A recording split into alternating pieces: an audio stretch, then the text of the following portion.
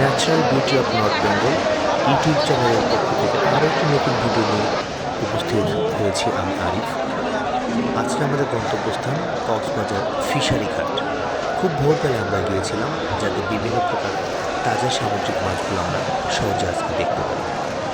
Fishery ঘাটের Cox's Bazar fishery ঘাট মূলত মাছের পাইকারি বাজার, যেখানে প্রতিদিন ভোরে জেলেরা আসে তাদের ধরা মাছ নিয়ে।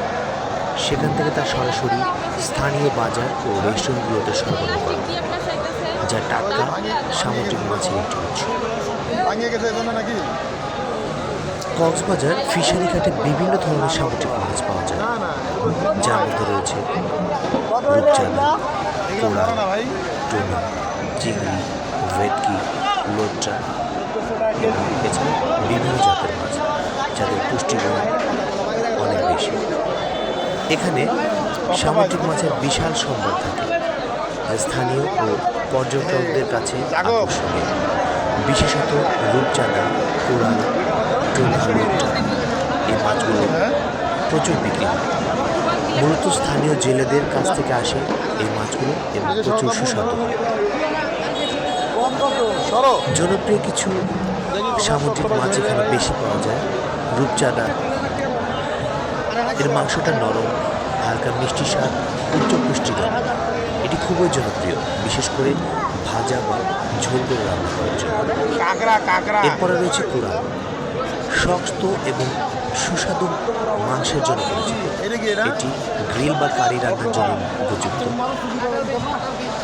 টুনা, বিশাল আকারের টুনা মাছ এখানে পাওয়া যায়, যার দামি আন্তর্জাতিক বাজারে চাহিদা রয়েছে। এটি স্টেক হিসাবে খাওয়া হয়। এরপরে ধরেন চিংড়ি, বিভিন্ন আকারের চিংড়ি, যা ভাজা, ভাজি বা কারি হিসাবে খুবই জনপ্রিয়। পরবর্তীতে ভেটকি, সাদা মাছ মাংসের এই মাছটি ভাজা বা কারি হিসাবে সুস্বাদু। লোট্টা রয়েছে, নরম এবং তুলতুলে মাংসের জন্য পরিচিত, যা সাধারণত শুকিয়ে বা ভেজে খাওয়া হয়। অন্যতম একটি মাছ রয়েছে শাপলা পাতা। এটি একটি স্থানীয় সামুদ্রিক মাছ, যা বিভিন্নভাবে রান্না করা হয়। আমরা পুরো বাজারটি ফিশারি ঘাটটি ঘুরে দেখব, বিভিন্ন মাছ দেখব এবং এই সম্পর্কে জানব। ভিডিওটি দেখতে থাকুন।